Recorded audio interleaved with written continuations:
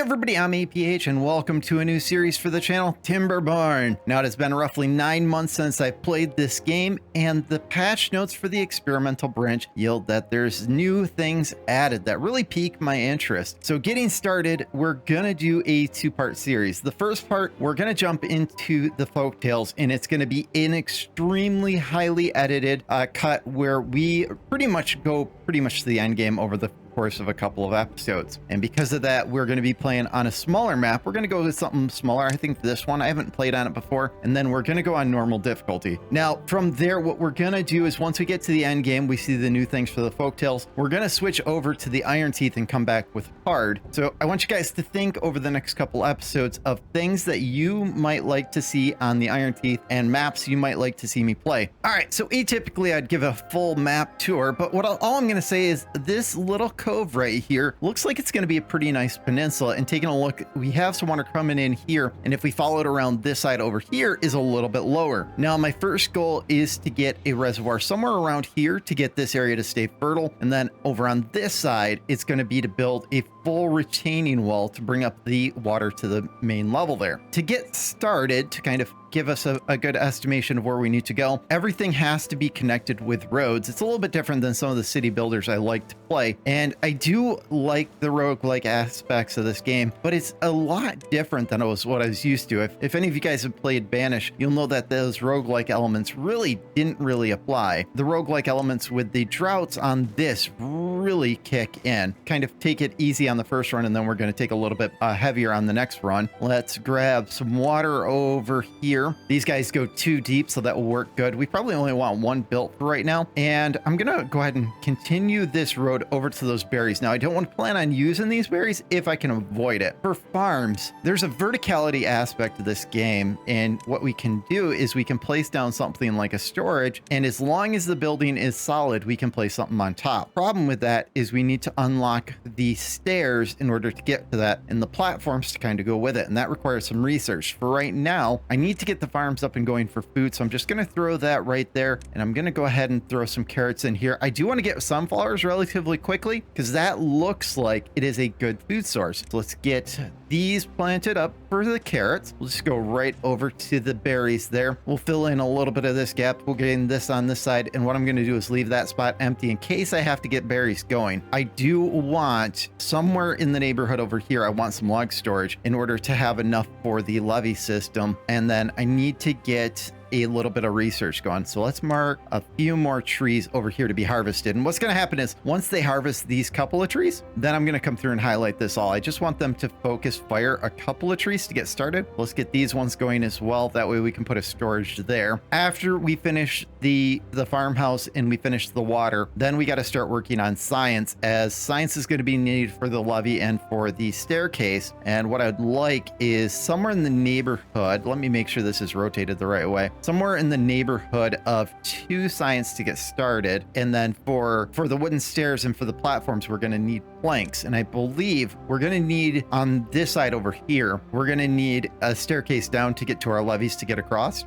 So we're going to want to plan for that as we're getting this plan. So let's get a lumber mill right on the end here. Everything here is going to change over the next couple episodes. So if you're going, I'm just throwing everything wherever, that is what it is until we get to the verticality aspect of the game. So we'll get this one harvested. I'm probably going to mark this one as a high priority. There is a priority system, and just in case the beavers are silly, I'm going to go ahead and mark these up in the fashion that I want them to build. And without further ado, let's mark them to 24-hour days, because we're going to run our beavers ragged in the beginning, and let's go. All right, so we just did enough research to unlock the forester. I'm going to go ahead and get this going fairly quickly here. This will give us the opportunity to plant some trees. Now the trees we're going to go after, at least in the early game, are pine, which is 2 logs over 12 days. The best one seems to be the maple, but I don't want to quite wait 30 days yet. So let's get this area marked up to be planted as they start building that. Now I did a whole lot of rearranging to get logs into the bank, so let's go ahead and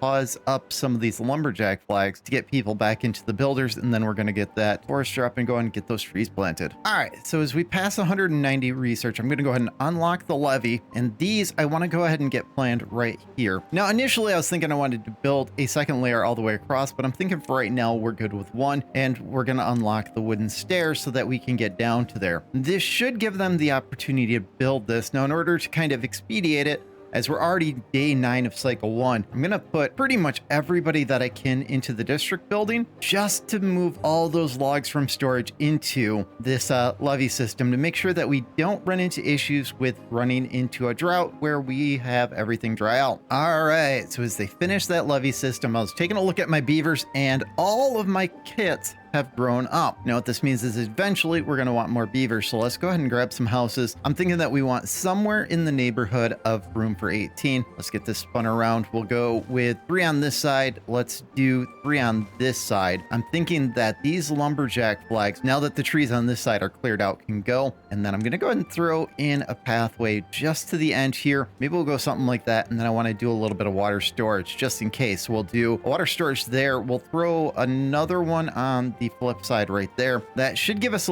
a good area for them to expand our population a little bit, kind of going into the next season here. We're still day 11. I haven't seen the next drought yet. I'm a little surprised. Usually we start seeing the indications around day 9, day 10, if I remember correctly. With this, I'm going to go ahead and move my time down to the 16-hour mark so we can start getting well-being, because currently we're at a -2, and immediately doing that, it looks like it brings it to 1. And if we take a look at our beavers, we can see that they reworked this system, -10 from hunger. So they've revamped this quite a bit, and it looks for being a negative, they get a big hunger penalty, and then they get some movement speed and some life expectancy penalties. So it looks like our first tier we get at 5. Sorry, at 5. We get 10% for the movement speed. We get it at 2 for 5%. And for life expectancy, I don't see it here. So this might need to go up a little bit for us to see it. And that might be related to the fact that we're negative right now. So we are getting some pretty big hefty debuffs, and we're going to have to fix that, and hopefully the shelters will help with that. For this side over here, this is going to be the next major thing, and we have a road right here. So we're going to connect this up with our city hall, and that will at least get us down to this platform. Now, the first stage will be to place a levee system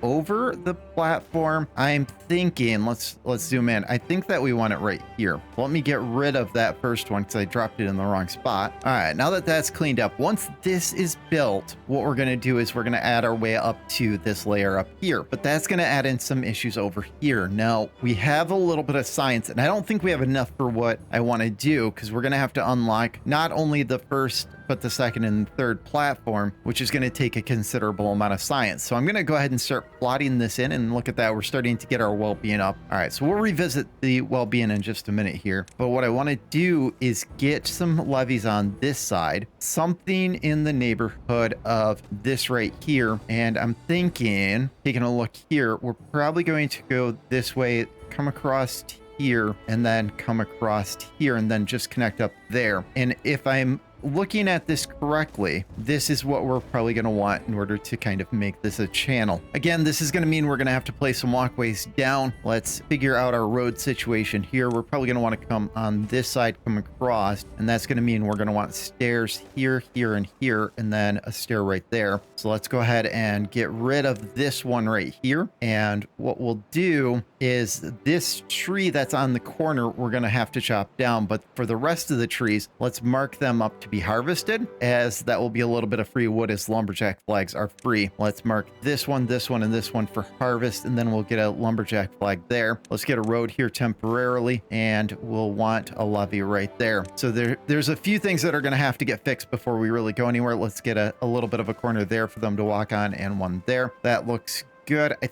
think this one needs one and this one needs one. I'll have to put a road across the top, but I can do that off camera. So I'll let this build. And what's going to happen is as I get the science up, I'm going to go ahead and unlock these, and I'm going to start working on a bridge system for this so that they can go straight from this path over to the top of this levee system, so they're not using the stairs. And it's probably going to go over the stairs. What will happen is I'll go to like one spot before, wait for the bridge to be created, and then I'll get rid of that last stair in order to kind of bridge it across. All right, so we ran into a little bit of a problem. I'm not quite where I wanted to be. We're about a day from being done with the drought, and one of my beavers has broken a tooth, and it says cutting chance minus 75%. That's pretty crazy. Taking a look, it looks like in order to kind of deal with that, we have to have a teeth grinder. My brain wants to fix this to tooth grinder, but yeah, teeth grinder. Let's place this over by the houses. And I was taking a look at the well-being, and it looks like they added some new things, with a shower and some medical being some of the things they've added in. Now, I was seeing that the dandelions were in the tree planting, and this would be where we use it. It looks like dandelions are used with water and logs to create some medicine, and it looks like it interacts with a medical bed. That's pretty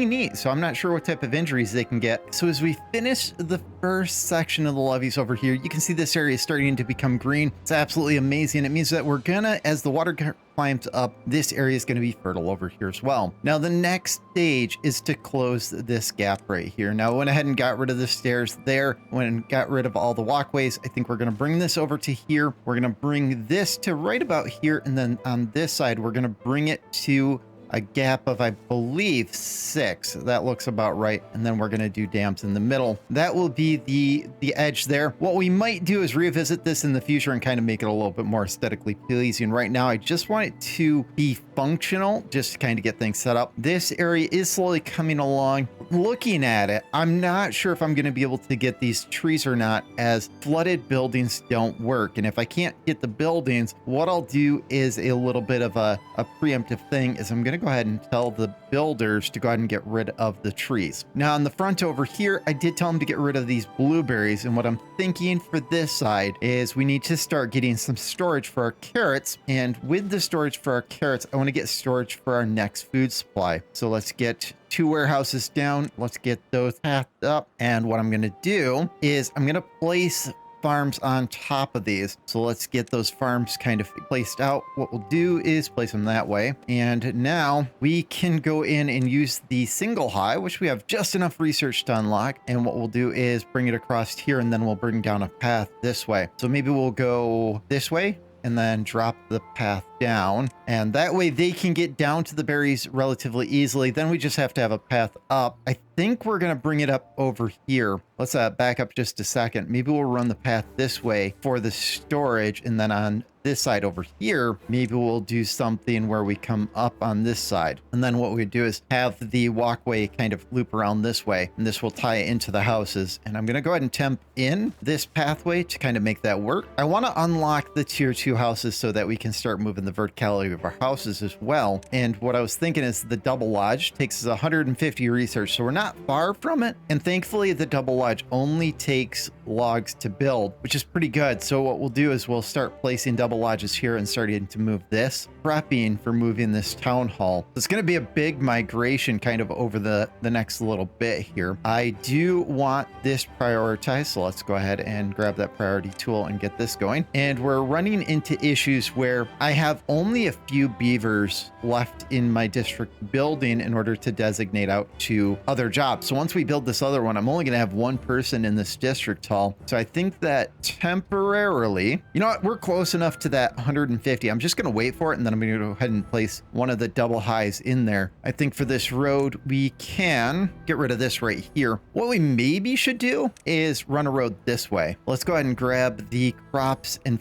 kind of square up our carrots there. And then what we'll do is a patch of sunflowers kind of over here. These guys are probably out of range of the builder if I had to guess. So we're going to have to extend the road out temporarily. Let's bring this over to there. That should give them the opportunity to get rid of those blueberries. And just like that, those farmhouse, man, they're like, yep, I'm going to go fill that up. I don't want these to fill up, so I'm just going to clear them out. I want one to be carrots and the other one to be the other food source. So I want them to go ahead. Yeah, look, they already started putting carrots in there. I'm okay with that. but what I'm worried about is they're going to fill it with planks. And even though I do want plank storage, I'm not ready for it. So let's get sunflower seeds for this one. I should have jumped on that a little quicker because I know you can now go into that free building. And what we should also plan, storage on this side over here. Let's make sure that this is the width that we need, because I'm going to need a 4 wide, and this does look like 4 wide. Okay, so that works. Let's do a little bit of a construct for our lumber mills, because we're going to want quite a few lumber mills kind of going forward. And what we'll do is a storage here, a storage here, and we're going to have to do some walkways here. So let's do a walkway on both sides. Yeah, I think I'm going to have to do one on both sides. In order to make the lumber mills work, we're going to have